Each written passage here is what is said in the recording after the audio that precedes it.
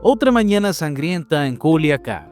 Frente a una preparatoria, un policía municipal fue ejecutado con la misma frialdad con la que se manda un mensaje de WhatsApp. No es cualquier caso. Hablamos de Armando Roberto Meraz Angulo, 40 años, 17 en la corporación. Lo mataron en su día de descanso, acompañado de su esposa. ¿Coincidencia? No. Esto es un patrón que se repite con precisión quirúrgica. La llamada cacería contra policías ya no es un rumor, es estadística.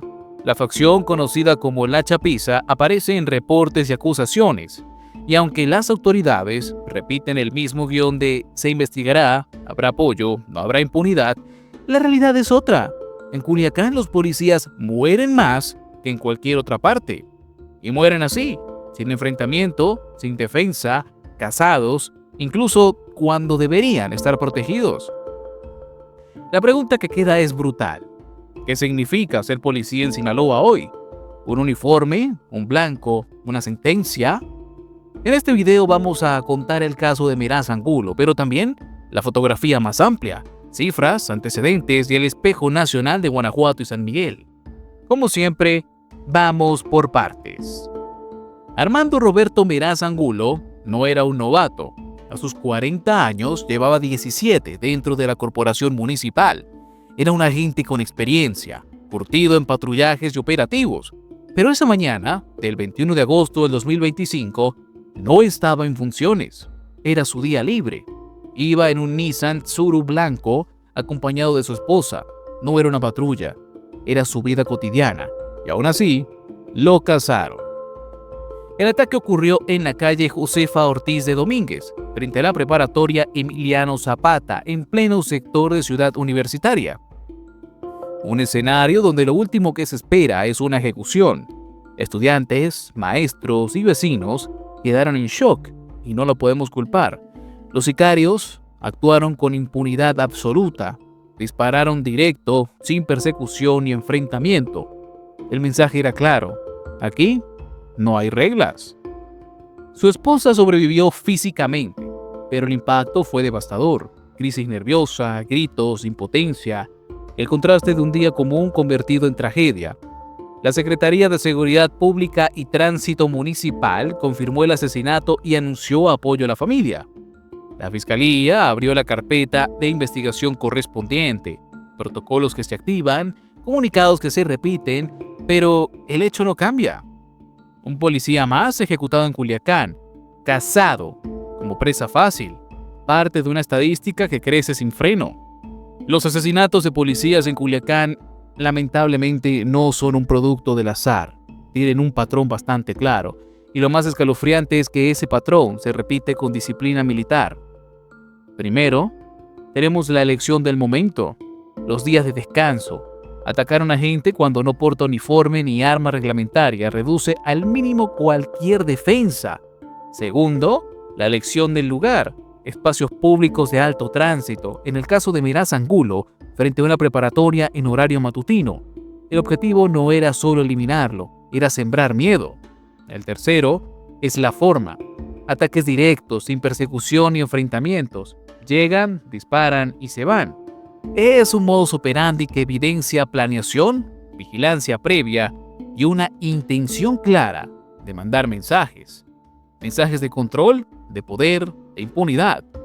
Lo ocurrido frente a la preparatoria Emiliano Zapata demuestra el cinismo con el que operan estos grupos. Ni la presencia de estudiantes ni el tráfico urbano los detiene. Al contrario, parece que lo buscan. Maximizar la visibilidad del crimen, aumentar el impacto psicológico. Así, cada asesinato se convierte no solo en una pérdida humana, sino en una demostración de fuerza del crimen organizado frente al Estado.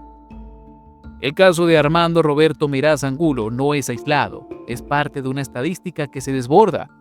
Recordemos que a mediados de este mes de agosto del 2025, se supo que Sinaloa encabezaba la lista nacional de homicidios de policías. 34 agentes asesinados oficialmente. Supera a Guanajuato, Michoacán, Guerrero y Veracruz. La capital del cartel de Sinaloa también es la capital de los policías ejecutados. La brutalidad tiene antecedentes claros. En marzo de este 2025, 3 agentes municipales, Petra Emilia, Joel Alberto y Ezequiel, fueron privados de la libertad tras atender un reporte en la sindicatura de Costa Rica. Días después, fueron hallados sin vida con signos de tortura. El crimen fue tan atroz que la Comisión Estatal de Derechos Humanos emitió medidas cautelares al ayuntamiento. ¿Qué cambió desde entonces? Nada. Otro caso ocurrido en agosto del 2025, horas después de la visita del Gabinete de Seguridad Federal. Un agente fue asesinado en lo que parecía una respuesta violenta al reforzamiento de operativos. En el caso de Meraz Angulo, sucedió en menos de 24 horas después de otro ataque contra una patrulla. Una consecuencia que habla de escalada, no de hechos aislados. Cuando los asesinatos se vuelven rutina, las estadísticas dejan de ser número y se convierten en condena. En Sinaloa, ser policía es cargar con una diana en la espalda. Hablar de la ejecución de Meraz Angulo es hablar de la factura interna del cartel de Sinaloa y de cómo esa factura se traduce en sangre en las calles. La chapiza, la facción ligada a los hijos de Joaquín Guzmán, aparece en cada reporte, en cada acusación, y cuando las autoridades son cuidadosas con las palabras, la narrativa pública ya los colocó como actores centrales en esta cacería contra policías. Y no es casualidad. La mayoría de los agentes abatidos han sido acusados de colaborar con los chapitos. Y en medio de esta disputa entre carteles, bueno, la reacción de la facción contraria es evidente: asesinar a cualquier aliado de la chapiza.